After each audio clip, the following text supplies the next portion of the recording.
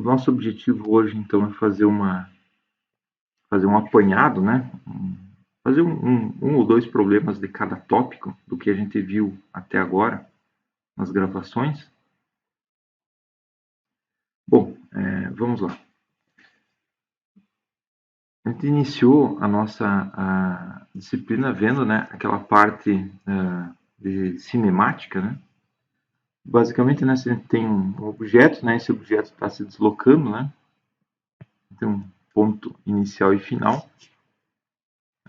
Nós podemos, né, medir, né, a posição, velocidade, aceleração desse objeto. Lembrando que velocidade média, né, vou colocar aqui um tracinho em cima para representar aqui a velocidade média,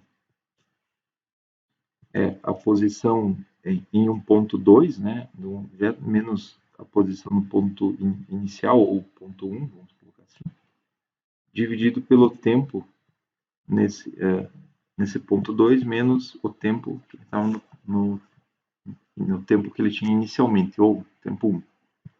Pode escrever assim também, né? Delta x por delta t. Tá? Bom, graficamente, né, se a gente colocar aqui tempo, né, por posição, lembrando, aqui nós temos a variável independente e aqui nós temos a variável dependente. Então, nós podemos ter assim um deslocamento do objeto, ele pode, né, estar fazendo uma trajetória dessa forma, né? Então, se aqui nós temos, né, um determinado tempo 1 e aqui tempo 2, né?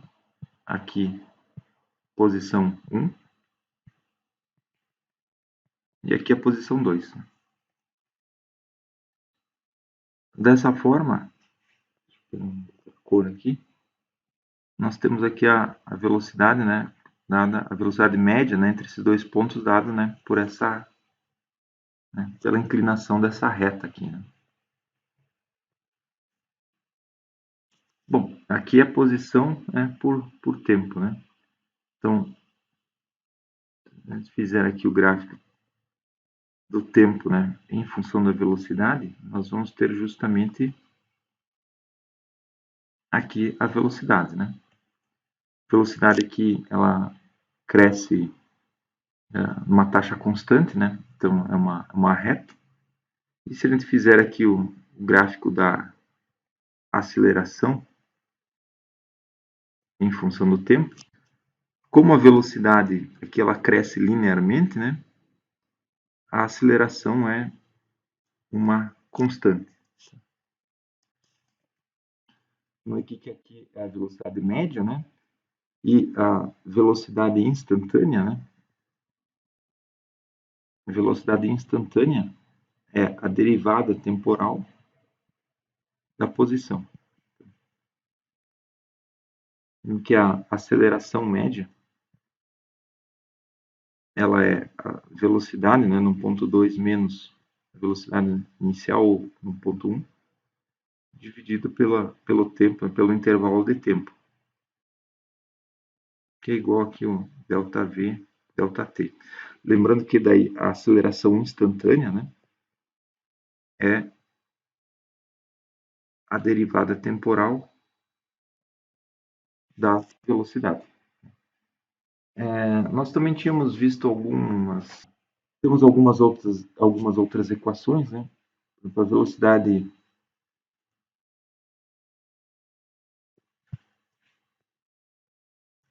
algumas outras equações relevantes, né, para o caso da aceleração constante, né? Ou seja, quando a aceleração é constante, né, a aceleração é constante, ou seja, a aceleração instantânea é igual à aceleração média, nós temos algumas equações, né, que a gente pode usar nesse caso aqui. Lembrando que o caso da cinemática, quando envolve aceleração constante, ele é muito representativo, porque existem muitos problemas, né, muitas situações que podem ser tratadas usando aqui a aceleração constante. Um caso muito emblemático é o caso da queda livre, né? Quando a gente despreza, né, a resistência do ar, nós temos os objetos caindo, né, com uma aceleração constante, que é a aceleração da gravidade, né? Então, também a aceleração dos automóveis, etc. Em geral, a gente pode usar aqui uma aproximação de aceleração constante. Então, nesse caso, a aceleração é igual à aceleração média. A velocidade instantânea pode ser dada aqui por uma velocidade inicial, né, ou a velocidade no ponto 1, né, mais a aceleração vezes o tempo. Lembrando que aqui é aceleração instantânea, mas como nesse caso a aceleração é igual à aceleração média, né, então aqui pode ter aqui a aceleração média, ou vou colocar a barrinha aqui para representar a aceleração média, né.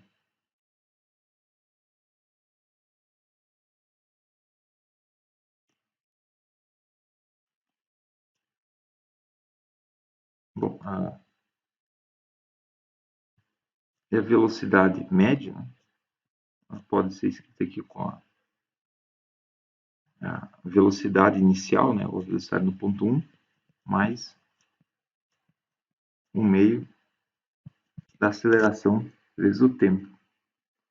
Nós também temos uma equação para a posição, né? Quando a aceleração é constante, a posição num determinado instante, ou num determinado tempo, é dada pela posição inicial, ou a posição no ponto 1, né? Mais a velocidade, né, vezes o tempo, mais 1/2 da aceleração vezes o tempo ao quadrado. Aqui são algumas equações básicas, né, da cinemática que você pode estar usando, né, para resolver uma série de problemas. Uma gama de problemas que a gente pode resolver usando a cinemática, né, é aquele caso da queda livre, né. Imagina que você tem aqui um objeto, né, você dispara, né, ele na velocidade inicial, né, uma velocidade um V0 aqui, né, você dispara ele, né, e ele vai e atinge, né, um determinado ponto aqui, né. Você pode colocar aqui o eixo Y nessa direção. Se você então desprezar, né, a resistência com ar nesse momento, vai ter apenas o efeito, né, da aceleração da gravidade, né. Então, nesse caso aqui, a velocidade que ele tem, né, num dado ponto, né, dado por V, é V0, né, ou nossa velocidade inicial, mais a aceleração vezes o tempo. Nota que nesse caso, a gente definiu o eixo aqui, né, nesse sentido. E a gravidade, ela é contrária, né, ao eixo coordenado. Então, os vetores aqui estão em oposição, né, o eixo y, o vetor aqui unitário que define, né, o eixo y está em oposição ao vetor gravidade, então eu posso representar isso aqui de maneira unidimensional escalar, né, como sendo a velocidade, sendo aqui negativo da gravidade, né? Ou seja, nessa equação aqui, a aceleração é negativa. Por quê? Justamente porque a gravidade está aqui, né? Ela está apontando no sentido contrário ao eixo. Então, tem a velocidade aqui, né? É o nosso V0, né? Menos GT. Então, aqui nesse caso aqui, quando o objeto chegar, por exemplo, num determinado ponto da trajetória aqui, ele vai chegar na velocidade zero, né? E aí ele vai começar a cair, né?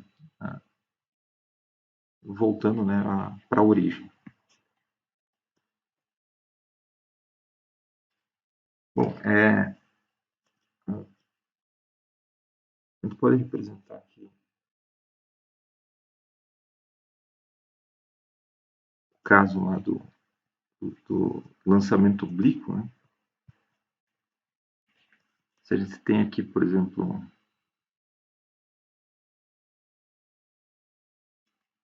posição final, x, y aqui, né? Faz um disparo aqui, né, de um objeto, né, aqui com uma determinada velocidade inicial, um v0, né? Então, você vai ter uma forma parabólica aqui, né? A forma mais ou menos parabólica aqui, né? Desse disparo. Em cada ponto aqui da trajetória, você vai ter uma componente aqui que é o nosso Vx e outra componente aqui que é o nosso Vy, né? Aqui no ponto máximo, aqui você vai ter um Vx, né? E nesse ponto aqui o nosso Vy é igual a zero, né? Depois, quando ele atinge o máximo, né, ele começa a cair. Aqui ele vai ter o Vx e aqui o Vy, né? Até quando ele atinge, né, no momento que ele toca o solo aqui, ele tem aqui, né, uma velocidade ao final da trajetória.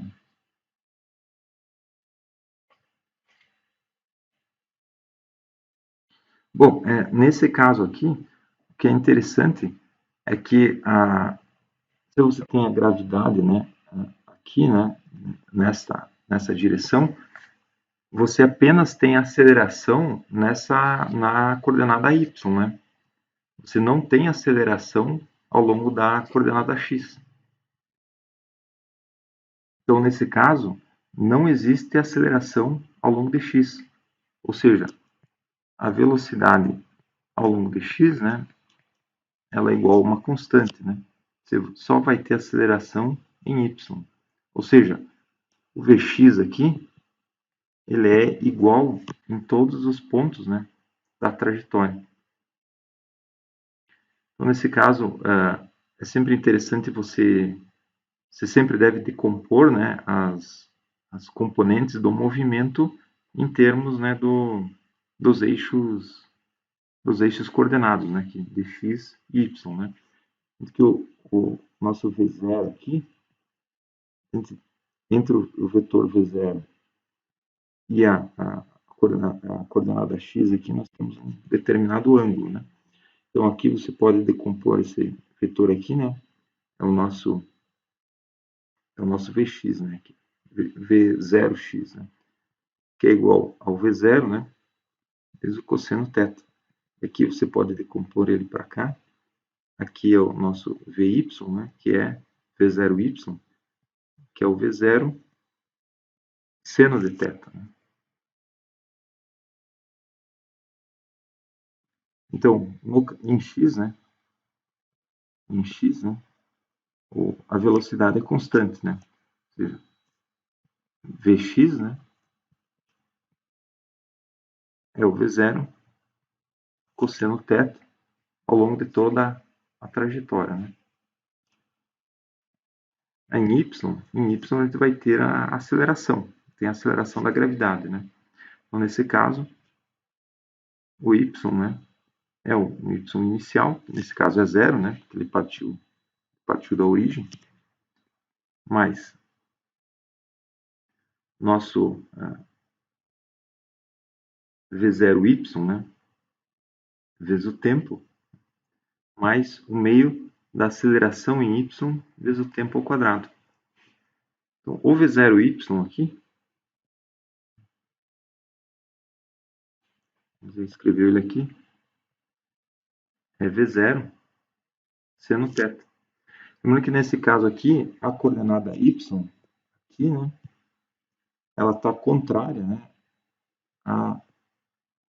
ao vetor que define a direção aqui da aceleração gravitacional.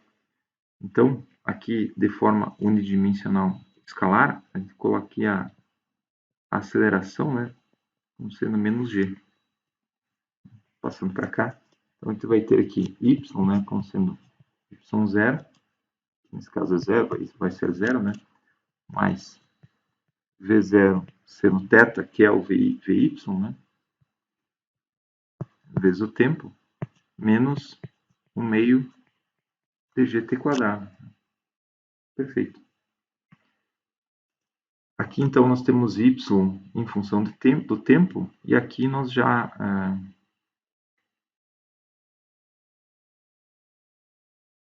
a gente pode usar aqui, né, essa equação aqui, né?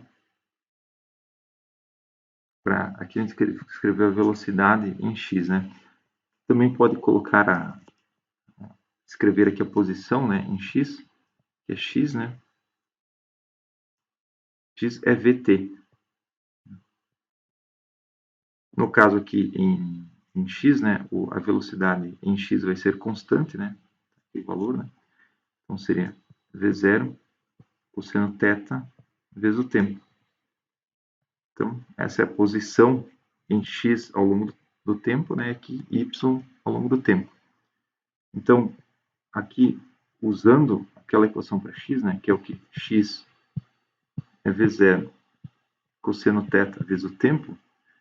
Nós podemos isolar o tempo aqui, né? A gente vai ter tempo, então, como sendo x sobre v0 cosseno θ. A gente pode chamar essa equação aqui de 1, essa aqui de 2, né? Então, a gente pode colocar aqui a equação 2 em 1. Ou seja, né? Pegar o tempo daqui e colocar aqui, né?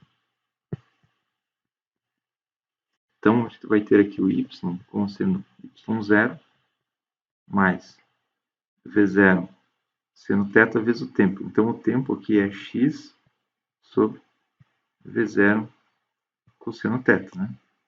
Menos, não, aqui é vezes o tempo ainda, né? Tempo menos 1 meio de gt quadrado. T quadrado, então, é x quadrado sobre v0 ao quadrado, né? Cosseno ao quadrado de θ. Então, não, desculpa, aqui não tem tempo, né? Porque eu substituí o tempo, né? Desculpa. Exatamente. Então, ficou y em função de x, né? Essa equação, vamos escrever ela de forma um pouco melhorada aqui. Bom, aqui tem V0 aqui, né? Eu posso cortar esse V0 com esse V0, né? Então vai ficar aqui seno θ sobre cosseno θ, né? Vezes x, menos 1 meio de g, x quadrado sobre aqui, V0 quadrado cosseno ao quadrado de θ. Então veja que você tem aqui y, né, em função de uma constante, seno sobre cosseno é tangente, né, mas basicamente aqui vai ser uma constante também, vezes x, menos uma outra constante vezes x quadrado. Então aqui você vê claramente que você tem o y, né, dado aqui em termos de x, de uma constante, né, y0, dx e dx quadrado. Então você vê claramente que essa forma aqui, né, é uma forma de parábola, né, justamente aqui, né, pela forma parabólica, né, é uma equação do tipo parábola, né. Então você consegue obter aqui claramente, né, essa forma parabólica, né, através aqui descrevendo y, né, em função de x. Então esse é o lançamento oblíquo, né, que recapitulando aqui os passos, né, basicamente você tem que para você conseguir resolver adequadamente o problema, eu sempre recomendo para você fazer um desenho do problema de forma muito clara. Ou seja, evite fazer um desenho muito pequeno, certo? Assim, fica complicado de você ver. Usa um desenho de página inteira, ou de meia página, pelo menos, para que você consiga visualizar muito bem o problema. Feito isso, você tem que desenhar, estabelecer um sistema de coordenadas, tá? Estabeleça um sistema de coordenadas no seu problema. Nunca faça um problema desses de física 1 sem estabelecer o sistema de coordenadas.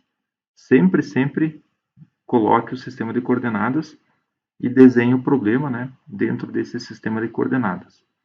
Feito isso, você equaciona o problema. Lembrando que dentro do seu sistema de coordenadas, você sempre vai ter que deduzir aqui as componentes, né, dos vetores em termos dos eixos coordenados. Aqui a gente projetou, né, o Vx, o V, né, em x e y. Se fosse um problema tridimensional, você teria z também, né? Mas enfim, seria basicamente assim. Você sempre decompõe os seus vetores, né, as suas quantidades, em termos aqui das componentes do seu sistema de coordenadas. Naquela, lembrando que a gente, para decompor os vetores, né, você pode usar as propriedades, né, do produto escalar, né? Lembra que sempre você tem, para fazer projeções, né, você sempre pode usar o produto escalar. Se você tem, né, x e y aqui, e você tem, por exemplo, um determinado vetor, né, que sai aqui num ponto e vem para um ponto final, você tem um determinado vetor aqui, né, daqui é x inicial, né, ou x1, e aqui é x2, e aqui você tem o y1, e aqui você tem o y2. Então, como que você vai decompor o vetor? Decompõe ele, né, ou seja, o vetor, a componente dele ao longo de x. Essa setinha em verde aqui, nota que ela está paralela, né, ao eixo x. Então, você decompôs ela ao longo de x. E aqui, né, é o vetor ao longo de y. Se esse nosso vetor é o vetor v, por exemplo, né, essa componente aqui é o vx. E essa aqui é o vy, ou seja, o v ao longo de y. Nós temos aqui, entre o v e o x, nós temos um determinado ângulo θ. Então, como é que você vai obter o Vx? A intensidade do Vx, que eu estou tratando, agora eu vou ter a intensidade dele, é deixa eu apagar aqui. Bom, lembra que o cosseno de um determinado ângulo, né, nesse caso aqui de um triângulo, né, um triângulo retângulo aqui, o cosseno do ângulo é o cateto adjacente sobre a hipotenusa, né? Então, nesse caso aqui do Vx, né, a gente pode ter aqui a intensidade do Vx, né?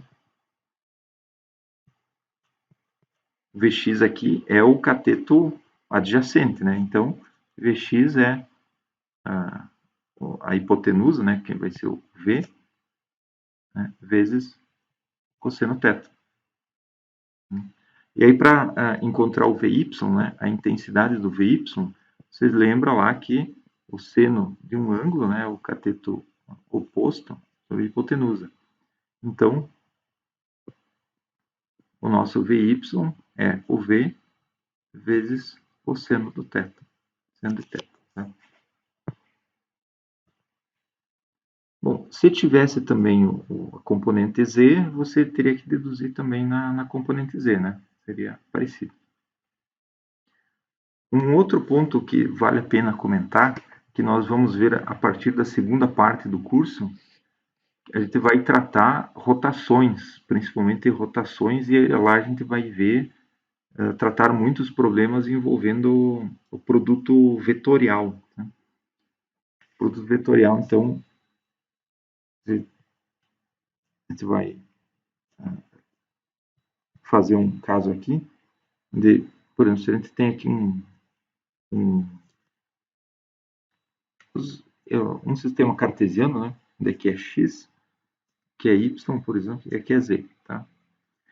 Então, dado que a gente tem, por exemplo, vamos definir aqui um vetor qualquer, né? Um vetor A aqui, que está ao longo de z, e um vetor B, que está ao longo de y. Tá? Então, vamos definir aqui esses dois vetores. O vetor A, ele tem componente apenas ao longo de z. Então, ele é 0 ao longo do vetor unitário que define o eixo x. Ele é 0 ao longo do vetor unitário que define o eixo y. Ele é, por exemplo, 1 metro ao longo de z. Por outro lado, o vetor B, ele é 0 ao longo de x. Ele é 1, vamos colocar aqui 1 metro ao longo de y. Ele é 0 ao longo de z. Bom, agora a gente quer obter o produto vetorial entre esses dois vetores. Então, agora a gente quer obter o produto vetorial entre esses dois vetores. Então, definição aqui de produto vetorial. A gente vai obter, então, o vetor C, que ele é o vetor A vetorial o vetor B. Tá? Como é que a gente faz isso? Então, o C aqui, né, ele é aqui, vamos colocar as componentes, né, I, J, K. E agora a gente vai colocar o primeiro vetor, as componentes do primeiro vetor, que é o A. A gente coloca aqui, é 0, né, ao longo de I, 0 ao longo de J, e ele é 1 metro ao longo de Z. E agora a gente coloca o segundo vetor, os componentes do segundo vetor, que é 0 ao longo de I, 1 metro ao longo de Y, né, ao longo de J, e 0 ao longo de K. Lembrando que I, J, K, né, chapéu, que são os vetores unitários, né, que definem cada um dos eixos. Né? Então, aqui está o I, aqui está o J, aqui está o K. Né? Bom, então, agora, para resolver essa matriz, a gente pode repetir aqui as duas colunas, né? E agora a gente faz a multiplicação aqui na diagonal para encontrar o resultado. Então, a gente multiplica aqui na diagonal aqui, I vezes 0 vezes 0 é 0. Né? J vezes 1 vezes 0 é 0. K vezes 0 é 0. Agora a gente faz a multiplicação cruzada. Quando a gente faz a multiplicação cruzada, aqui a gente inverte o sinal. Então, vai ser K vezes 0 é 0. Aqui tem um termo que não é 0. Então, é I vezes 1 vezes 1. Então, como é multiplicação cruzada, tem um menos, né? Menos 1 metro ao quadrado na direção I. E aqui tem 0 vezes 0 vezes J é 0 também. Então, indo para cá para abrir um pouco mais de espaço, o vetor C, ele é menos 1 metro ao quadrado na direção I, mais 0 na direção J, mais 0 na direção K. Então, se a gente for desenhar ele aqui no sistema de coordenadas, veja que o C aqui, né, a gente pode escrever ele assim, como sendo 1 metro quadrado na direção menos I, tá? Mais 0 em J, mais 0 em K. Ou seja, no sistema de coordenadas aqui, o I ele tem intensidade 1, né? 1 aqui na direção menos I, ou seja, ele está contrário, né, ao eixo X, ou seja, então ele está para cá. Então, esse aqui é o nosso vetor C. Então, quando nós formos tratar lá rotações, né, nós vamos usar muito aqui o produto vetorial, né? Embora aqui para decompor vetores, né, a gente usa muito o produto escalar, né, que é o que a gente está usando agora, né, nessa parte da disciplina. É sempre bom que você tenha estude nessa parte para ficar bem afiado quanto a isso.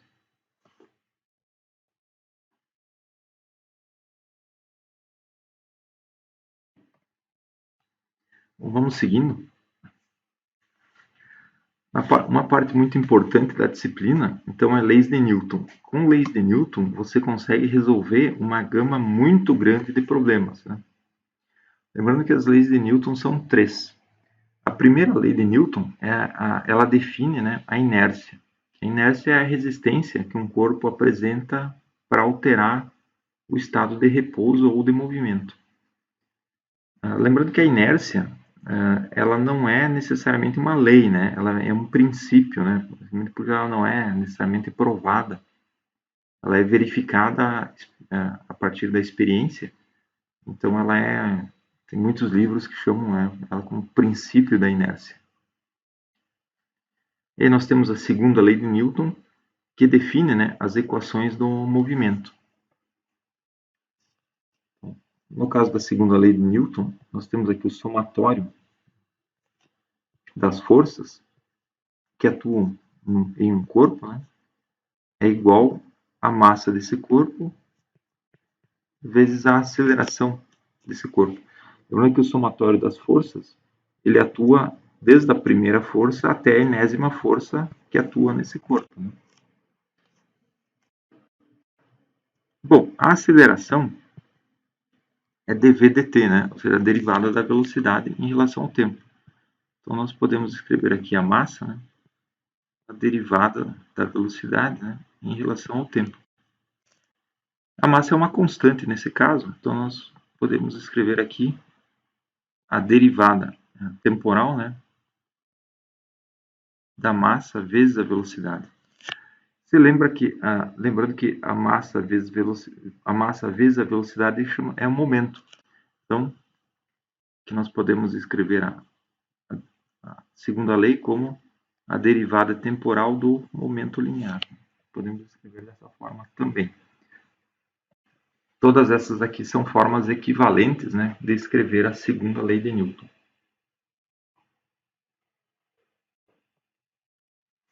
Aí nós temos a terceira lei de Newton, né, que define que as forças elas surgem aos pares. Então, por exemplo, se nós temos aqui uma determinada massa 1, né, e aqui uma determinada massa 2.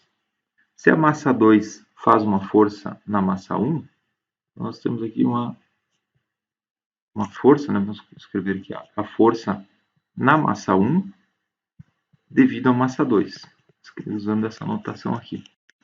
Por outro lado, aqui a massa 1 faz uma força também na massa 2. Então aqui nós temos a força na massa 2 devido à massa 1. A força pode ser aqui uma força de colisão, uma força gravitacional, né? Enfim, não está entrando no mérito da natureza da força, né? Mas nesse caso aqui, por exemplo, se fosse aqui uma força gravitacional, né? A força que a massa 2 faz na massa 1, ela é igual aqui, né? Ao negativo, né? Porque o vetor está no sentido oposto, né? A força que a massa 1 faz na massa 2. Por outro lado, o módulo, né? A intensidade do vetor, né? Aqui, a intensidade dos vetores é igual, né? Nesse caso aqui. Então, o módulo da força 2 na massa 2 devido à massa 1 é igual ao módulo ou intensidade da força na massa 1 devido à massa 2. Lembrando que essas forças, né, no caso da terceira lei de Newton, elas são forças, os pares, né, os pares de força, eles são de mesma natureza. Ou seja, se eu tenho uma força gravitacional, a reação, o par, né, o par ação e reação, ele é de mesma natureza. Ou seja, se eu tenho uma força gravitacional, a reação dela é uma força também gravitacional. Por exemplo, vamos desenhar aqui o mundo, né? Aqui é o mundo, aqui é o Brasil, etc. Aqui é o planeta Terra. Vamos dizer aqui que tem um caixote em cima do planeta Terra aqui, tá? Então, se ele tem um caixote aqui, nós temos uma força de origem gravitacional. Deixa eu pegar de outra cor aqui, um pouquinho melhor. Nós temos aqui uma força de origem gravitacional, que eu vou chamar aqui de peso, tá? A força peso que atua no caixote, né? E como reação a essa força peso, temos aqui uma força, vou chamar aqui de chamada de P', é a força-peso que puxa a Terra em direção ao caixote. Então, eu tenho a reação à força-peso que atua no caixote, é uma força-peso que atua no centro da Terra. Então, aqui eu tenho o par, né, de forças, peso e o peso-linha. Bom, o caixote, ele tem essas duas forças que são de origem gravitacional, certo? O caixote ele encosta na Terra e ele não está em movimento. Então, eu tenho aqui o caixote empurrando a Terra, né? E a Terra também está empurrando o caixote. Então, eu tenho aqui uma força aqui na interface, que é uma força de origem eletrostática, né? Uma força de origem elétrica, que não deixa, né, os elétrons do caixote, né, ocupar o mesmo espaço ali dos elétrons da Terra. Então, eu vou ter uma força normal aqui na interface que empurra o caixote para cima. Vou chamar aqui de N.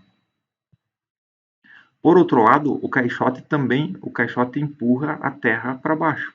Então, eu tenho uma normal que eu vou chamar aqui de normal linha, né? Ou seja, o par ação e reação aqui de normal, da força normal, é essa normal que empurra o caixote para cima e é a normal que empurra a Terra para baixo. Então, eu tenho a normal que atua no caixote e eu tenho a normal que atua na Terra. São forças de origem elétrica, tá? Elétrica. A natureza delas é de origem elétrica. Então, esse é o par ação e reação, né? Aqui em relação à força elétrica. E aí, então, a gente está estudando leis de Newton, você vai escrever aqui, somatório das forças, né, é igual a ma. Neste caso aqui, a aceleração é zero, né? O caixote nem a Terra está se movendo. Então, o somatório das forças é igual a zero. Quais são as forças que atuam no sistema? Se eu defino aqui, lembra que eu comentei no início que eu tenho que definir um sistema de coordenadas, né? Então, eu defino aqui y para cá, para que todas as forças estejam ao longo de y.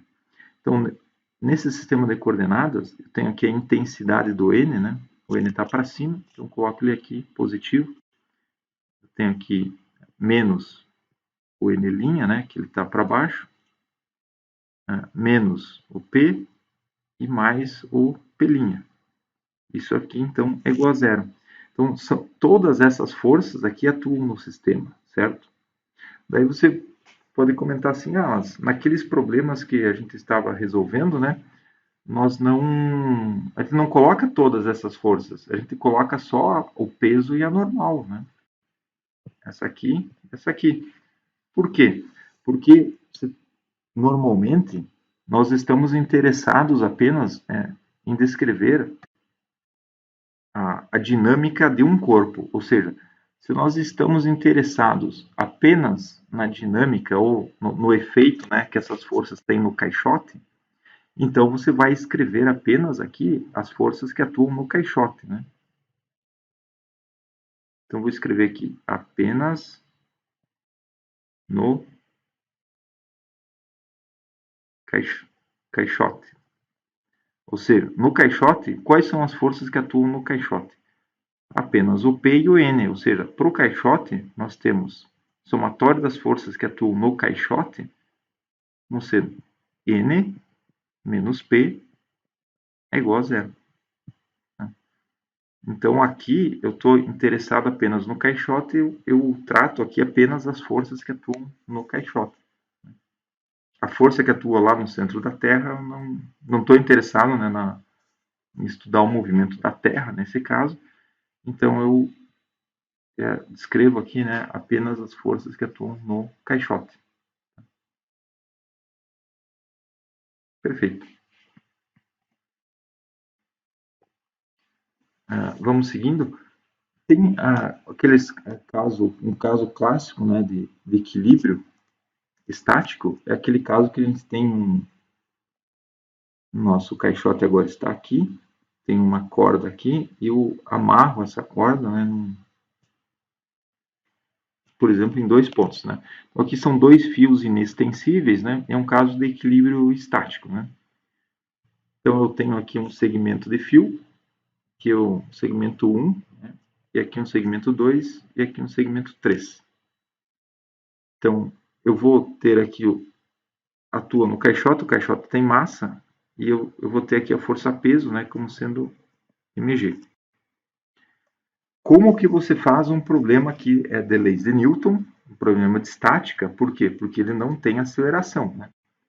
Então, nesse caso, a aceleração é igual a zero, né? Ou seja, o caixote aqui está parado. Então, na lei de Newton, né, você reduz a somatória das forças, né, é igual a zero. Então, é um caso de estática, né? Como é que você faz o problema? Primeiro você desenha o problema, mas faz um desenho grande. Eu não estou fazendo maior apenas porque a minha tela aqui não permite. Só que você nunca deve poupar papel ou poupar tela para fazer o desenho. Faça o desenho claro, grande, e que você consiga identificar claramente todas as forças. Tá? Você fez um desenho e aí você vai estabelecer um sistema de coordenadas. Eu vou colocar o sistema de coordenadas aqui fixado no nó. Tá? Então, eu vou colocar para cá o nosso x e para cá o nosso y. Bom, nesse passo a passo, né, você fez um desenho claro, fixou um sistema de coordenadas. Agora, você vai identificar todas as forças que atuam no sistema. Quais as forças que atuam no sistema? Vou colocar em azul. Aqui atua uma força para cá, né, que eu vou chamar aqui, por exemplo, de F2. Para cá atua uma força que eu vou chamar de F1. E puxa o nó para baixo, uma outra força aqui que eu vou chamar aqui de F3. Tá? Então, no nó atuam essas 3 forças. Tá? Lembrando que aqui, se eu tenho aqui, por exemplo, eu defino aqui um ângulo θ1, por exemplo, aqui eu tenho um θ2. Vai ser o mesmo θ que aqui, né? Então, aqui é o θ1 e aqui é o θ2.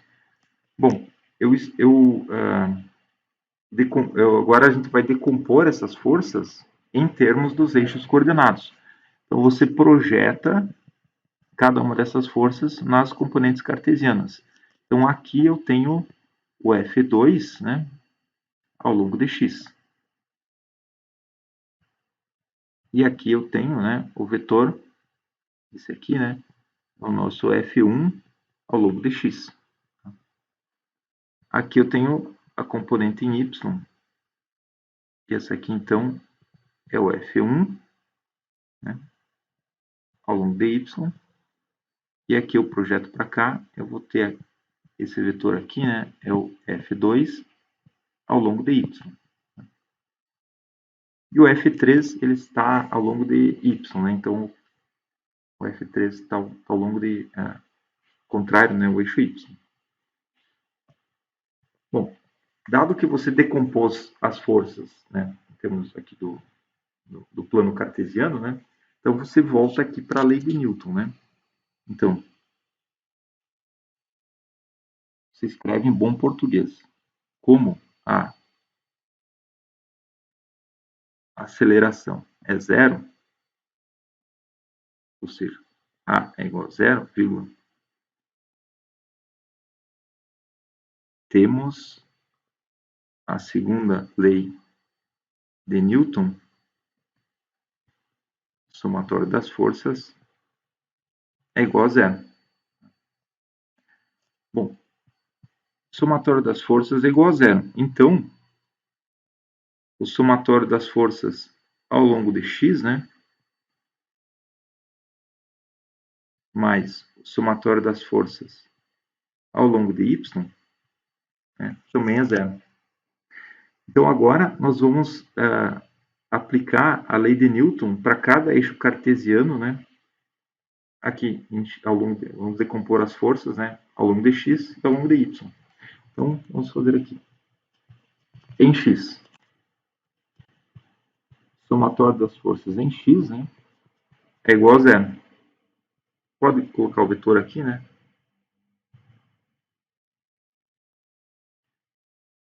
Se a gente colocar aqui, levar em conta, né, apenas de forma unidimensional escalar, né, a gente pode escrever aqui as forças que atuam em x. Lembrando que aqui a gente está interessado no nó. Então, nós estamos focando nas forças que atuam no nó. Tá? Eu vou colocar em lilás aqui, tá? Então, no nó, em x, atuam quais forças? F2x e F1x. Lembrando aqui a decomposição dos vetores, né? F1x, a intensidade do F1x é o quê? É a intensidade do F1 vezes o cosseno, né, de θ1. E o F2x aqui, né, a intensidade dele é o quê? É o F2 cosseno de θ2, né? Então, essas são as forças que atuam no nó em x. Então, eu venho para cá, coloco em x. Atua o quê? Atua, eu vou colocar negativo, né, menos F1x mais F2x, né, é igual a zero. Então, aqui é menos F1 cosseno de θ1 mais o F2, não, desculpa, cosseno de θ2 igual a zero. Perfeito? Então, essas são as forças em x, né? Tá. Então, eu vou chamar essa aqui de equação 1. Eu vou para o lado aqui, vou fazer em y. Então, somatório das forças em y é igual a zero. Então, quais são as forças que atuam em y? Eu tenho aqui F2y, F1y e o F3, né?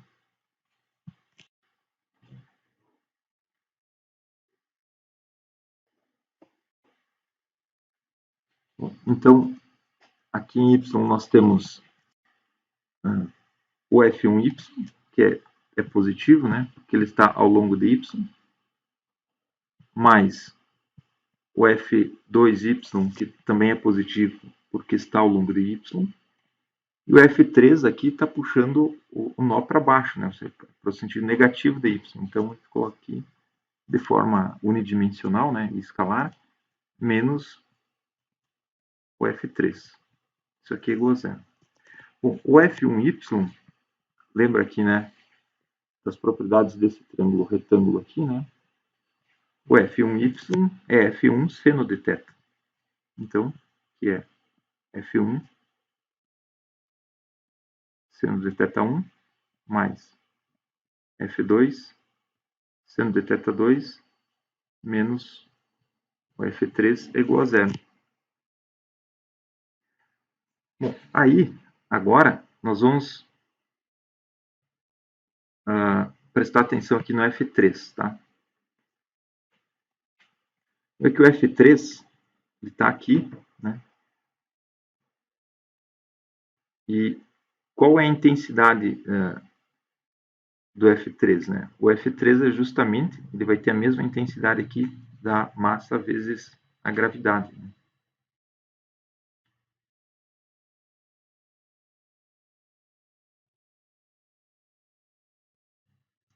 Deixa eu passar para cá, porque aqui, deixa eu fazer de novo o desenho um pouco mais amplo aqui, né? Está aqui com o nó, né? E aqui nós temos a massa M, né? Então, se nós prestarmos atenção apenas no caixote, nós vamos ter aqui para cá a força-peso, né? E do ponto de vista do caixote, como ele tem a aceleração zero, o somatório das forças tem que ser igual a zero. Então, tem aqui uma tração, né, segurando ele aqui, ele sente uma tração do fio, né? Tração P. Então, do ponto de vista do caixote, né, por isso que eu estou fazendo em outra cor aqui, o somatório das forças é igual a zero, né? As forças que atuam no caixote. Então, do ponto de vista do caixote, nós temos aqui o eixo y para cá, né? Então, nós temos aqui menos mg mais a tração, né? É igual a zero. Então, a tração que atua no segmento 3, né? Ela é igual a mg. E é justamente a intensidade do nosso F3 aqui. Então, nós vamos ter aqui F1 sendo de θ, mais F2 sendo θ2, menos mg é igual a zero. Então, aqui, vou chamar isso aqui de equação 2. Tá? Nós temos aqui duas equações e nós temos duas incógnitas, né? Vamos supor que você ganhou, né, lá no exercício, você sabe θ1 e θ2. Então, você tem que encontrar a força 1 e a força 2. Por outro lado, se você tivesse dinamômetros, né, colocados aqui, você saberia as forças que atuam no segmento 1 e 2. Então, se você sabe as forças, né, você obteria os tetas. Né? Mas vamos supor que você saiba os tetas, né? Sabe o θ1 e o θ2, que é θ1. Né? Então, você tem que obter as forças em cada um dos segmentos de fio. Como você tem duas equações e duas incógnitas, você consegue plenamente encontrar isso. Né? Então, vamos pegar inicialmente aqui, então, da equação 1. Vamos escrever de novo a equação 1 aqui. Né? Menos F1 cosseno de θ1. Então, vou escrever aqui menos F1 cosseno de θ1, né? Mais F2 cosseno de θ2. Isso aqui é igual a zero. Essa aqui é a nossa equação 1, que está aqui. Né? Então, vamos aqui, por exemplo, isolar o F1. Né? Então, vamos colocar, vai ficar F1 igual. Aqui vai ficar, então vai ficar F2 cosseno de θ2 sobre o cosseno de θ1. Esse aqui é o nosso F1. E agora, pega aqui a equação 2, né? Então, vai ter aqui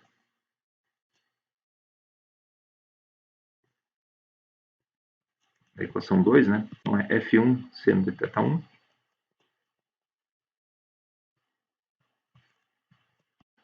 mais F2 seno de θ2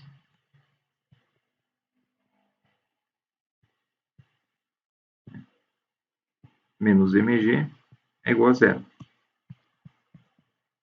Essa é a equação 2. Vamos chamar essa aqui de 3, né? Então, a gente pega a equação 3, né? A gente vai substituir na equação 2. Então, 3 em 2. Então, vai ficar aqui F1, a gente substituiu aqui o F1, né? Vai ficar F2 cosseno de θ2 sobre cosseno de θ1 vezes o seno de θ1 mais o F2 seno de θ2 menos mg é igual a zero. Então, agora nós podemos isolar aqui o F2, né? Eu vou escrever em bom português aqui, né? Fazendo todos os passos. Isolando F2 implica, tem aqui então F2, tem aqui então, aqui é cosseno de θ1, né?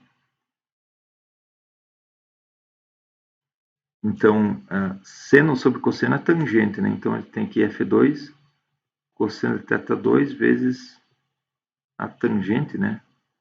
θ1, porque aqui é seno sobre cosseno, né? De θ1, então fica tangente de θ1. Vezes, né? Aqui, mais aqui, seno de θ2, menos mg, né? É igual a zero. Isolando ali, né? Passando para o outro lado, dividindo, né? Fica o F2 é menos mg dividido por cosseno de θ2, tangente de θ1 mais seno de θ2. Bom, Você obteve aqui a expressão para o F2 em termos do mg e dos tetas, né? Então, obtivemos a intensidade da força 2. Para obter, vamos chamar essa aqui de equação 4, né? Para obter o F1, é só você pegar aqui a equação 3, né? E você substituir o F2 aqui, né? Então, vamos fazer isso. Vou fazer bem completo aqui. Então, vai ser F1, vai ficar F2. O que é o F2? Menos mg sobre cosseno de θ2, tangente θ1, menos, aqui é seno de θ2, né? Esse é o F1, quer dizer, o F2, né? E aí é vezes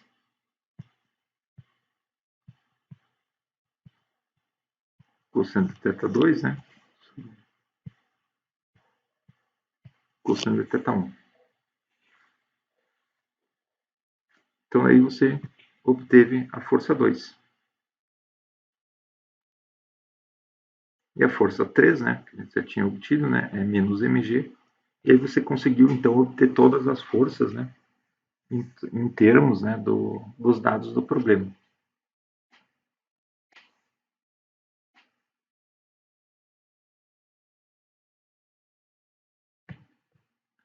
Bom, em termos de estática, é isso, né, você sempre tem que igualar a zero, né, quando você não tem aceleração. E tem indo para a dinâmica agora, né, dinâmica é quando você tem aceleração. Um caso típico, né, é quando você tem, por exemplo, vamos desenhar um caso, acho que é um caso dos mais simples que tem, é quando você tem, por exemplo, um plano inclinado, né? Um plano inclinado, tem um bloquinho aqui, né? De massa m, ele vai deslizar nesse plano inclinado. O plano inclinado tem um ângulo θ aqui. Uma outra cor aqui. Então, atua aqui nesse bloco uma força aqui, que é a força peso, mg. Então, veja que eu já desenhei claramente, estou desenhando, né, o problema, estou identificando as forças que atuam no sistema, é mg. Bom, aí eu tenho que estabelecer um sistema de coordenadas. Por exemplo, você pode estabelecer o sistema de coordenadas, vou colocar aqui em azul, dessa forma aqui. Vou colocar para cá x e vou colocar y para cá. Por que eu estabeleci dessa forma? Porque nesse sistema de coordenadas, o bloco vai deslizar ao longo de x e ele não vai se mover ao longo de y. Então, eu fixo, né, o meu movimento em apenas uma direção. É interessante fazer dessa forma, né, para ficar mais simples, né, de decompor as forças em termos das componentes. Né. Então, eu vou pegar aqui verde, né? Então, eu vou projetar, né, as forças, né, aqui em termos dos eixos cartesianos. Então, eu vou colocar aqui, projetar para cá. Então, aqui eu tenho a componente da força peso, né, ao longo de y. Se aqui é θ também. Então, essa componente aqui, eu vou chamar aqui de Fy, que ela é igual, né, a intensidade dela é igual à intensidade da força F vezes cosseno de θ. E aqui eu vou decompor para cá. Essa componente aqui, né, é a força ao longo de x. A intensidade dela é a força F vezes o seno do ângulo θ. Então, você decompôs as forças que atuam no sistema em termos, né, dos eixos cartesianos. E aí você vai fazer o quê? Você vai aplicar, né, a segunda lei de Newton, né, para o problema. Então, somatório das forças é igual a MA. De forma escalar, né, para cada um dos eixos cartesianos, a gente vai fazer de forma independente, ou seja, para x, somatório das forças em x é igual a MAx. Qual a aceleração ao longo de x, né? Como o bloco vai estar caindo aqui, né? Ele tem a força aqui que imprime uma aceleração para o bloco. Então, a força que atua ao longo de x é aqui, F, que é a força-peso, né? Seno de θ, né? Igual a MAx. Essa força F, né, é a própria força-peso. Então, a gente coloca aqui, né? Vai ser mg, seno de θ, né? Igual a MAx. Então, a aceleração do bloco, né? A aceleração ao longo de x é g seno de θ. Isso ao longo de x. E em y? Em y, o bloco vai ficar parado ao longo de y, né? Veja que ele não se move na vertical aqui, nessa direção aqui, né? Então, porque ele não se move. Então, em y, né? Somatório das forças em y é igual a zero. De forma unidimensional escalar, quais são as forças que atuam em y? Nós temos aqui, nós já escrevemos aqui, né? Essa componente da força-peso. E o bloco se apoia aqui na superfície, né, dessa cunha. Então, aqui na interface, nós temos a força normal que sustenta o bloco, né, para que ele não penetre a cunha, né, e também não, a força, enfim, elas ficam, a normal e a força-peso ficam equilibradas, né. Então, você vai ter aqui, como a normal é positiva, né, está ao longo de y, então a gente coloca ela positiva aqui, menos a força-peso ao longo de y, né, que a gente vai chamar aqui então de F, né, que é o próprio mg, cosseno de θ, é igual a zero. Então, a normal, nesse caso, é mg cosseno de θ.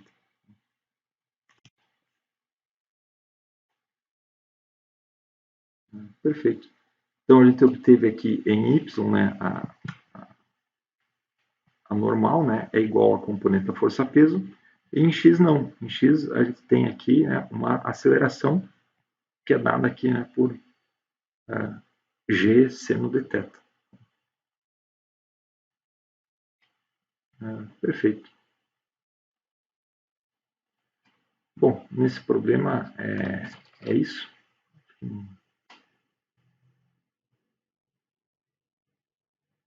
A gente conseguiu obter aqui as componentes, né, da aceleração ao longo de cada uma, né, das componentes. Vou passar aqui, tomar uma água aqui.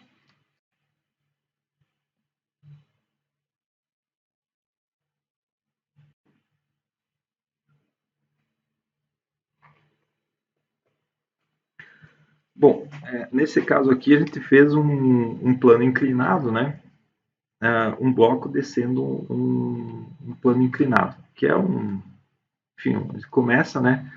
Um problema mais simples, a gente pode ir aumentando, né? Em complexidade, né? Com o problema. Por exemplo, uma outra situação,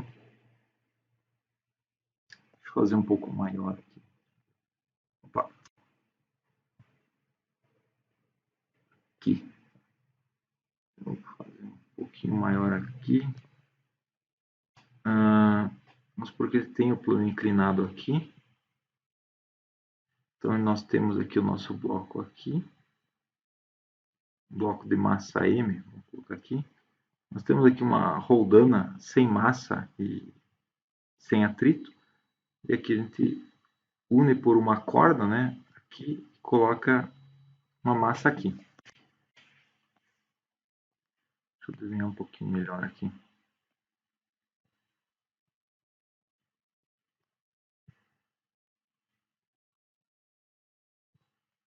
Tá? Perfeito. Bom, desenhei o problema, né? Lembrando, nesse caso, ele não está levando em conta o atrito, né? Então, nesse caso, nós temos aqui uma força-peso que atua aqui, que é mg. Nós temos aqui uma força-peso que atua aqui, que é mg, certo? Então, como é que vai ser nesse caso? Nesse caso aqui, a gente vai ter que, novamente, mesmos passos. Desenhe claramente o problema. Identifique as forças que atuam no problema. Estabeleça um sistema de coordenadas.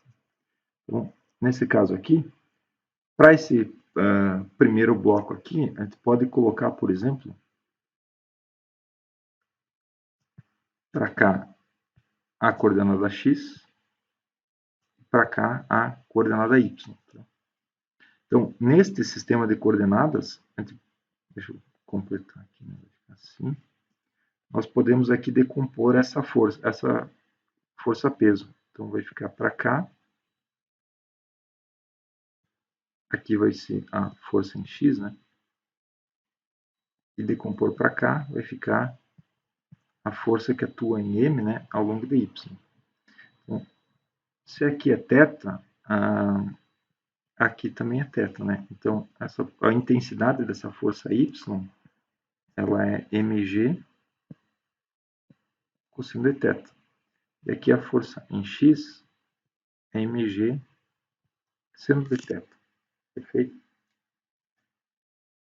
Bom, essa massa m que está aqui, essa mzinho pequeno aqui, né? Essa massa aqui, ela vai estar puxando outro bloco, né? Então, o bloco M, ele percebe uma tração na corda aqui, né?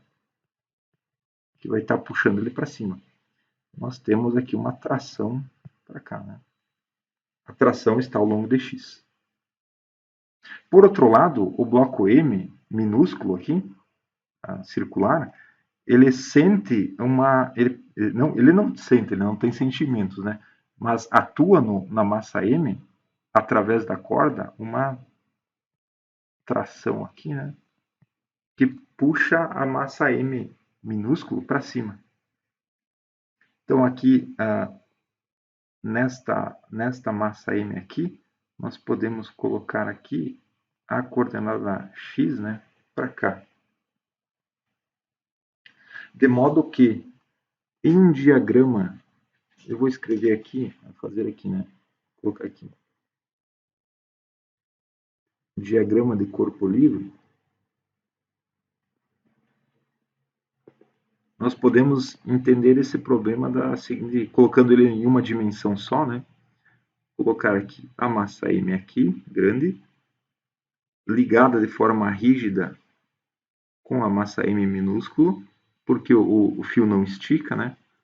E para cá atua a força-peso na massa M, que é o quê?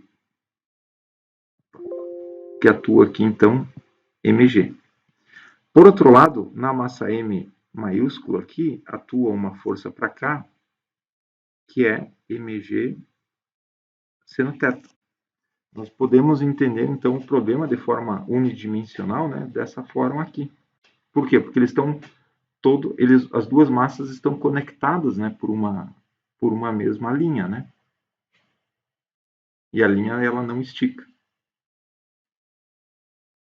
Então, se a gente né? Então, nesse caso aqui, se a gente vem aqui e aplica a lei de Newton, somatório das forças é igual a MA. Aqui M é a massa total, né?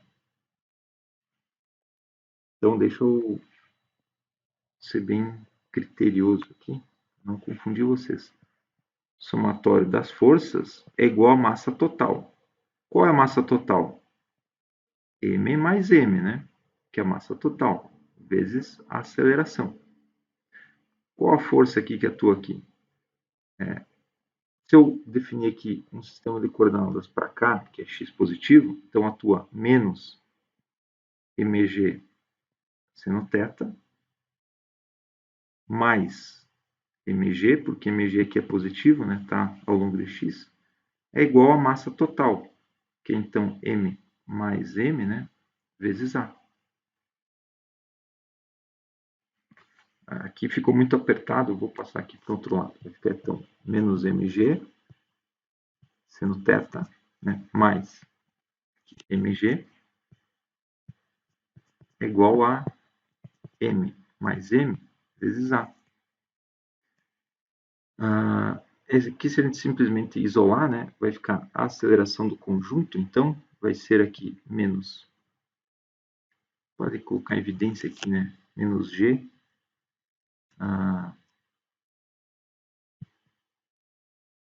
vou colocar aqui mais g, né, daí fica aqui m menos m seno θ, dividido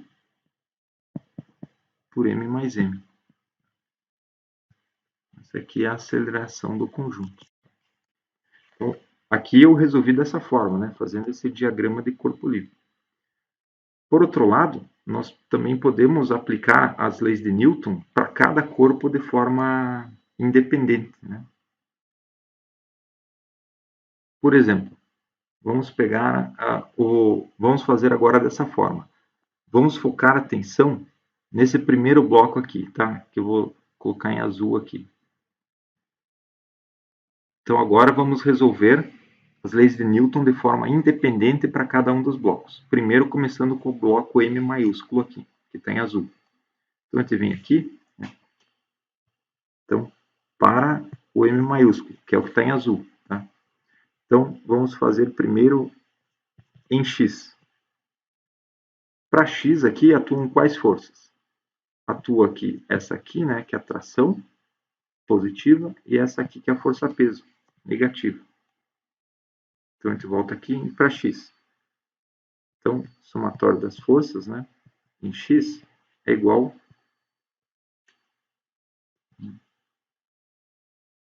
a MA.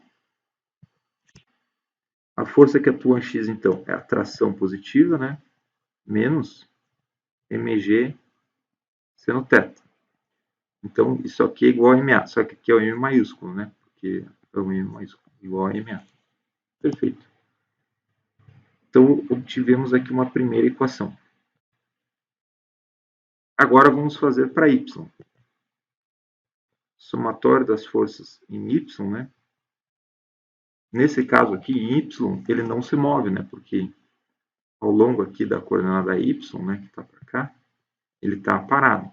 Ele só se move em X aqui. Então, aqui atua a normal, né? Que vai suportar ele aqui na interface, né?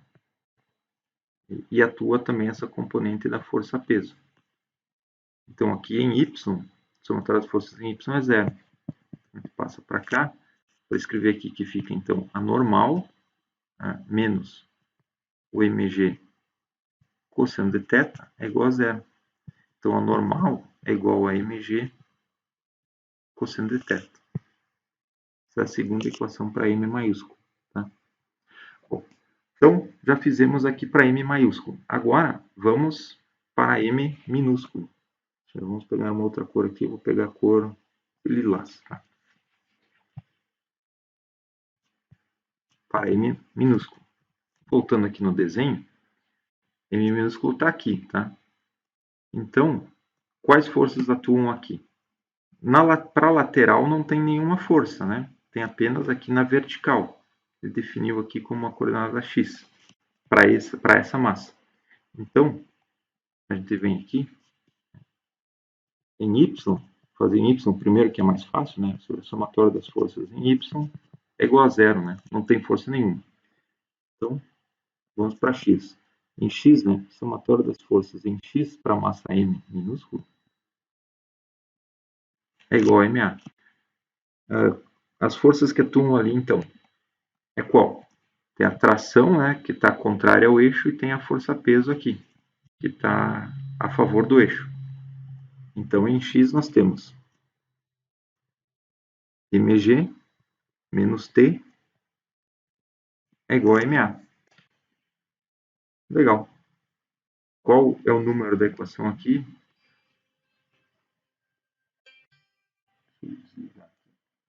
Então, essa aqui é uma primeira equação, essa aqui é uma segunda equação, essa aqui vamos dar o nome aqui de terceira equação. Tá?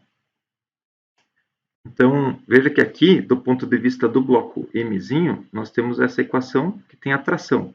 Do ponto de vista do bloco M grande, nós temos essa equação aqui que também tem a tração.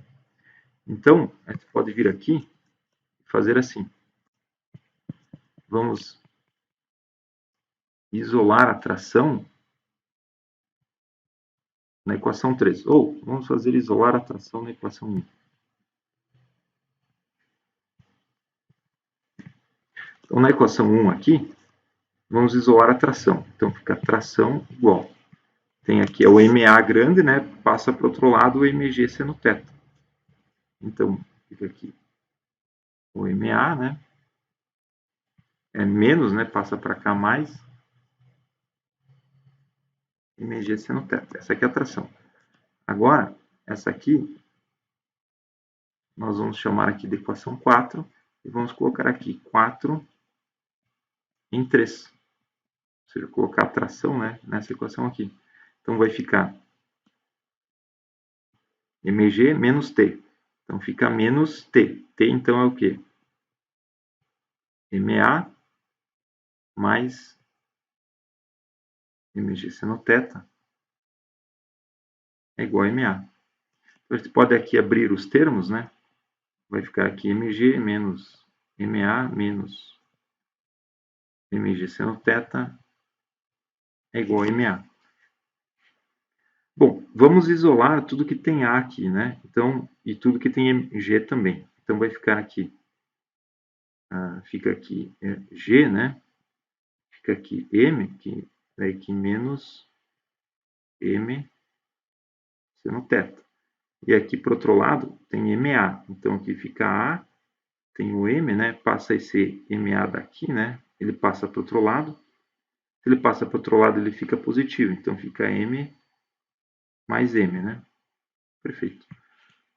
Aí a gente vai seguir para o outro lado aqui. Eu vou copiar ela de novo, que acabou o espaço. Então, vai ficar G e multiplica M mais não, menos, né? Menos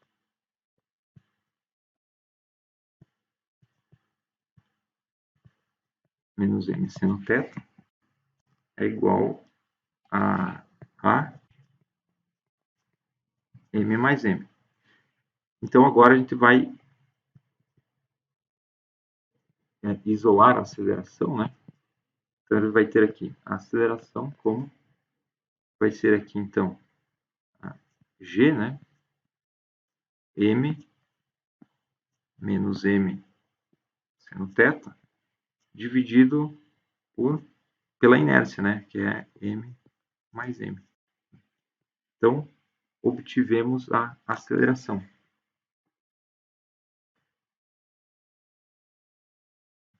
Perfeito. Bom, nós temos aqui uma expressão para tração, né? Aqui, 4, né? Então, aqui vamos chamar essa aqui de equação... Essa aqui é a nossa equação 5, né? Então, vamos colocar aqui, ó. 5 em 4. Por quê?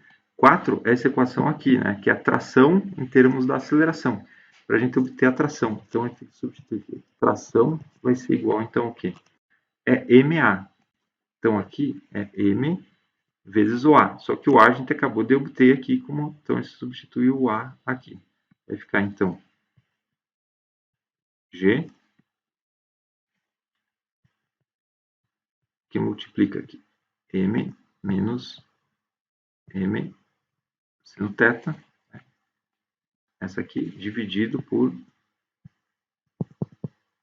M mais M, que é o nosso A. Aqui, então, substitui o A aqui. E aqui tem o mg seno θ. Então, aqui, fecha, né? Aqui é mais, né? Mais mg seno θ. Daria até para colocar em evidência o M aqui, né? Porque tem dois M's. Então, fica T. Colocar em evidência o M. Vai ficar M.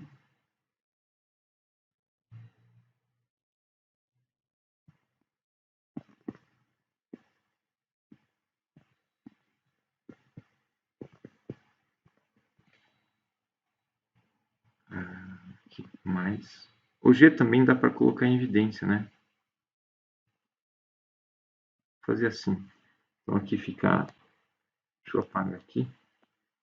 Colocar aqui o MG, né? E aí a gente apaga o G de dentro aqui. Fica um pouco mais enxuto, né? Um pouquinho mais melhor de ver. Então, obtivemos a tração aqui, né? Vamos chamar isso aqui de equação 6. Então, a gente obteve a tração em função dos dados do problema, que era o θ e os m's, né? E o g. E também obtivemos a aceleração aqui. Lembrando que no início a gente tinha obtido a aceleração dessa forma aqui, né? Que era essa aqui. Lembra que aqui a gente começou da aceleração usando aqui o diagrama de corpo livre, fez tudo numa vez só, colocando o problema aqui, né, já que ele é conectado, né, pela linha inextensível, você resolveu ele e obteve a aceleração aqui. Depois, a gente resolveu de outra forma, mas de forma equivalente, né, aplicando a lei de Newton para cada massa de forma independente, sendo que a tração que atua na corda é a mesma. Então, a gente substituiu a tração e obteve a aceleração. Veja que essa aceleração aqui é exatamente a mesma que ele tem aqui, né? Então, mesma coisa. E depois substituiu a aceleração na equação da tração, né? Aqui, né? E obteve a tração em termos dos dados do problema. Perfeito, né? Muito, muito bonito. Problema muito bonito, né? Bonitinho. Bom, então veja que a gente vai crescendo em complexidade à medida que a gente vai dando cada vez, resolvendo um problema, só que colocando um ingrediente a mais. Aí, depois, a gente pode dar mais um passo, que é o quê? Tem aqui o nosso bloco. Veja quantos problemas você consegue fazer com o bloco, né? A gente vai colocando mais ingredientes, né? Mais ingredientes. Então, aqui, nós temos, por exemplo, o nosso bloco de massa M. Agora, vamos colocar aqui a força-peso, que é o mg.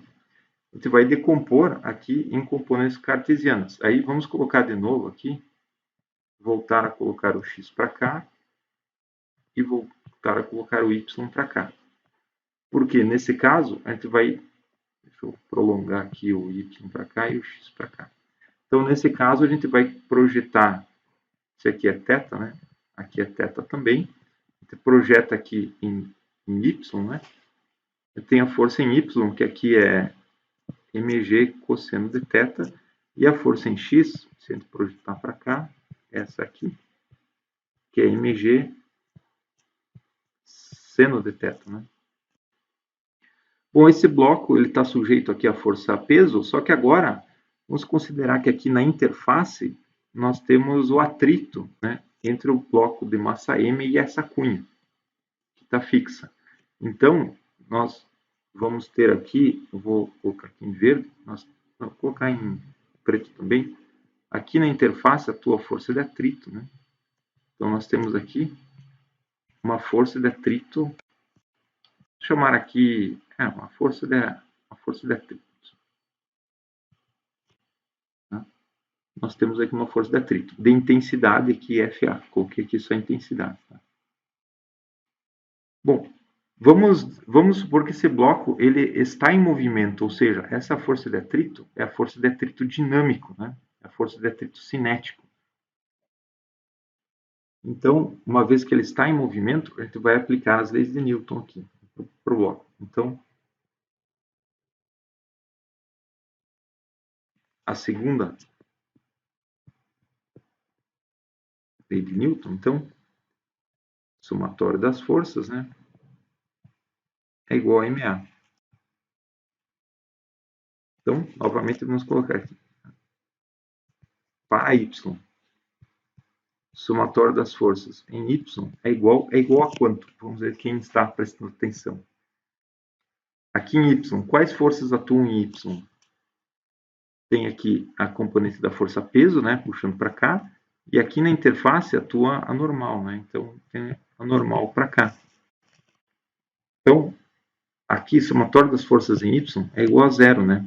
que em y ele está parado, ele desliza em x, né? Então aqui tem menos mg cosseno de θ, né? Mais a força normal é igual a zero. Então a gente obtém aqui que a normal é mg cosseno de θ. Equação 1. Passar aqui, né? Agora, né? Para x. Então, somatório das forças em x que atuam no bloco é igual à massa do bloco vezes a aceleração. Porque agora o bloco está deslizando, né? Ele está indo para cá com uma velocidade, né?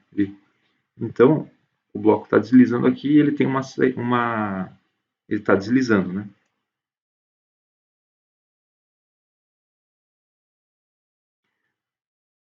Só que se o bloco ele está deslizando e ele vai deslizando, a força-peso, né, atua no sentido de acelerar ele para baixo, só que surge uma força de atrito, né, atrito cinético, que vai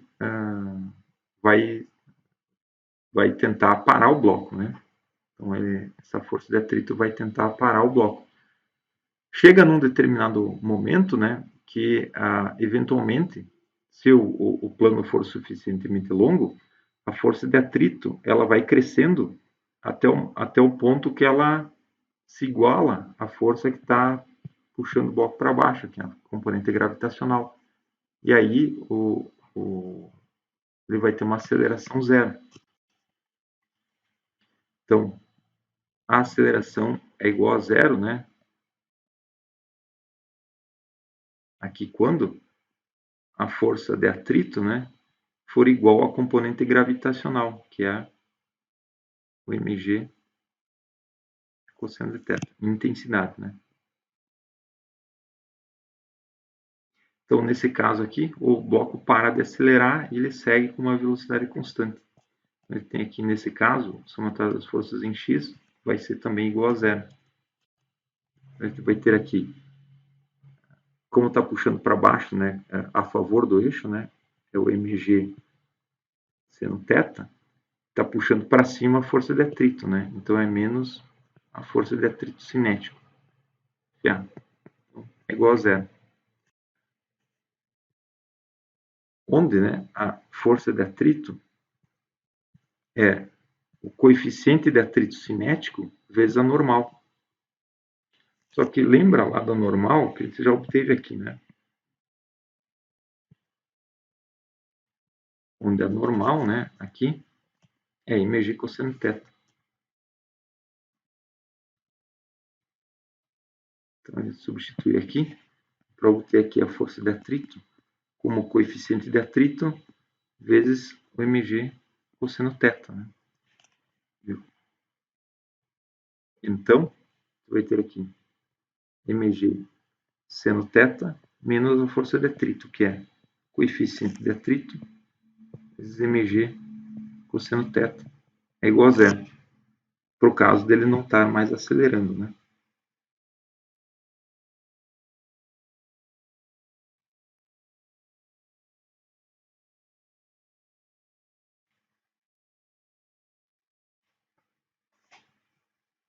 Bom, perfeito, é isso aí.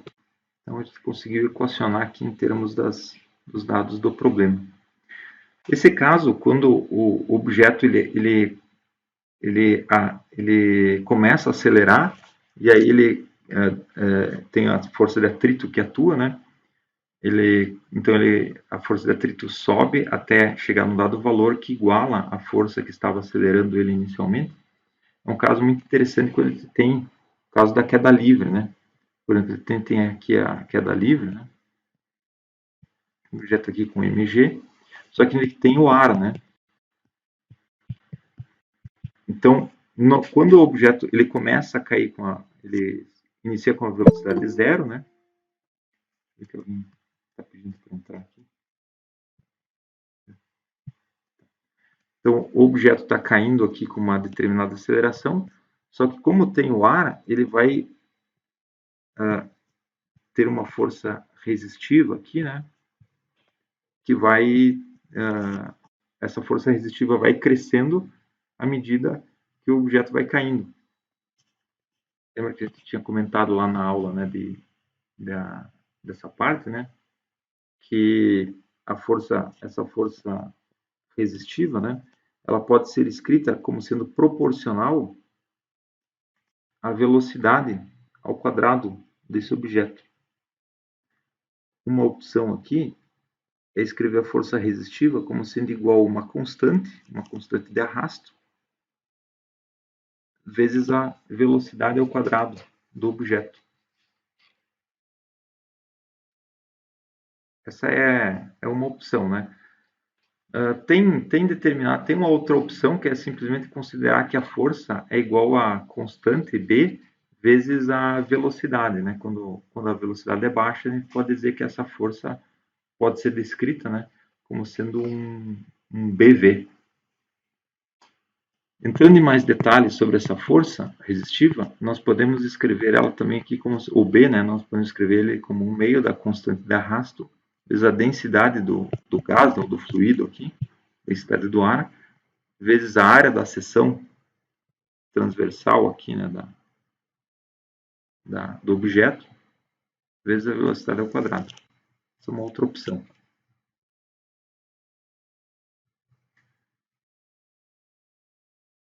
Bom, no caso aqui das leis de Newton, né, se a gente colocar aqui o eixo y para cá, né, então, da segunda lei de Newton, nós podemos escrever aqui, né, somatório das forças é igual a MA. Então, a gente coloca aqui, vai ser então mg menos essa força de arrasto, né, é igual a MA. Então, nós podemos escrever aqui mg menos bv quadrado é igual a MA. Certo. Mas, nesse caso aqui, o objeto vai caindo e ele vai acelerando. Ele vai aumentando a velocidade. Na medida que ele aumenta a velocidade, essa força resistiva também aumenta. Até o ponto que a força resistiva fica igual em intensidade à força gravitacional. Então, vou passar para outra transparência aqui. Quando, né, a força-peso, que é mg, em módulo, né, for igual à força resistiva, isso aqui implica que a aceleração vai ser igual a zero. Ou seja, o objeto vai começar a cair com velocidade constante. Então, se a gente volta para essa equação aqui, né, você vai ter nesse caso aqui, o mg menos b quadrado é igual a zero. Se a gente usar aqui o valor de b, né, a gente substitui aqui, a gente pode substituir por 1/2, né, da constante de arrasto ρ a. A gente pode escrever aqui o mg, né, menos 1/2 de c ρ a v quadrado é igual a zero. Nós podemos aqui isolar a velocidade, né? Passa o mg para o outro lado, vai ficar positivo, vai ficar negativo também. Multiplica tudo por menos 1. Vai ficar aqui 2 mg dividido pela constante de arrasto, a densidade do ar, vezes a área da seção do objeto, né? Raiz. Então, essa aqui é a velocidade limite do objeto. O objeto vem caindo, né? Ele vem caindo e a força resistiva ela vem subindo de intensidade porque o objeto está aumentando a velocidade. Até o ponto que o mg, né, se iguala a intensidade a essa força de arrasto. Então, a partir desse momento, o objeto para de acelerar, né? Ele vai ter essa velocidade limite, essa velocidade constante de queda.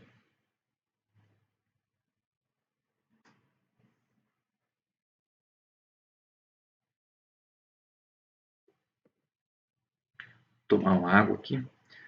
Bom, atrito, força de arrasto. Lembrando, né, que tem a força de atrito estático, né? A força de atrito estático, vou colocar aqui.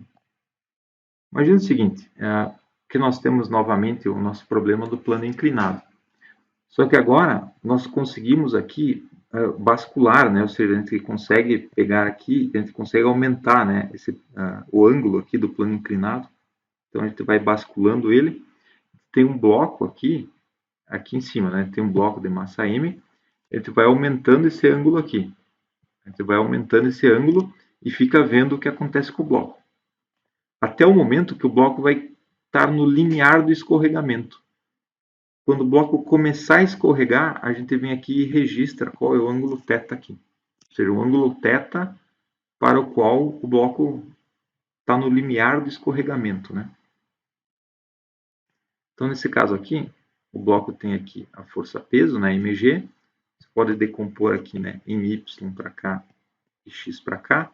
Então, aqui ao longo de x vai ser mg seno θ. Para cá, né, ao longo de y, aqui, né, esse aqui é o ângulo θ. Aqui vai ser mg cosseno de θ. E aqui, como o bloco está parado nesse caso, aqui nós temos a força de atrito estático, que é a normal, né, vezes o coeficiente de atrito.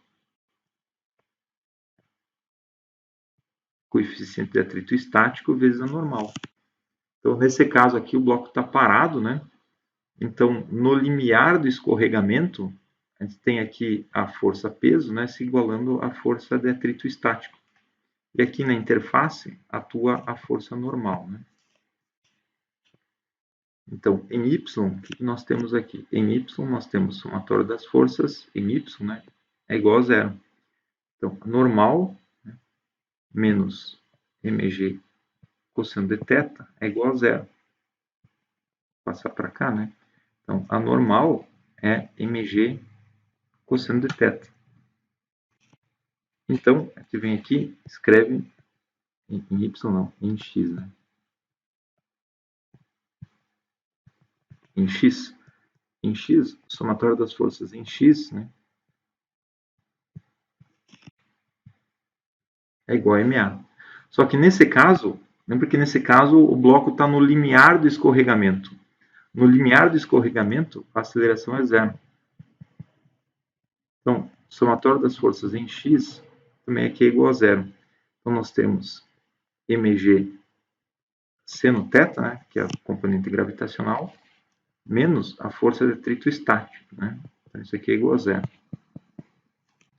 A gente substitui a força de atrito, né? Então vai ficar aqui mg seno θ menos a força de atrito, que é o coeficiente de atrito estático vezes a normal, né? Igual a zero.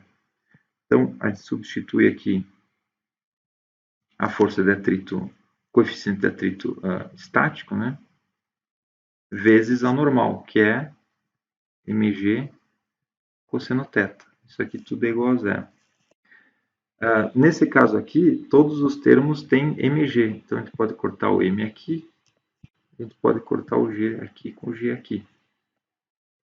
Então, a gente vai ter aqui que, se a gente isolar o coeficiente de atrito estático, nós vamos ter aqui que o coeficiente de atrito é seno θ sobre cosseno θ. Esse aqui é o coeficiente de atrito estático entre os dois, entre o bloco, né, e a cunha. Seno sobre cosseno é tangente. Então, o coeficiente de atrito estático é igual à tangente do ângulo. Né? E conseguiu obter aqui o coeficiente de atrito estático, né, entre esses dois objetos, né, entre a massa M e essa cunha. Perfeito? Bom, é isso aí. Então, a gente poderia sempre crescer, né, em complexidade, colocando mais elementos, né, aqui, colocando a força de atrito, né, mas a receita geral para resolver os problemas é sempre essa. Desenhe muito claramente e de forma ampla o problema, identifique todas as forças que atuam no problema e estabeleça um sistema de coordenadas. Então, você deduz as forças que atuam no problema em termos das componentes, né, do cartesianas. Feito isso, você aplica a lei de Newton, né, para cada corpo, né, e também para cada componente cartesiana. Bom, pessoal, acho que é isso por hoje. vamos ficar aqui pela nossa revisão, né? Porque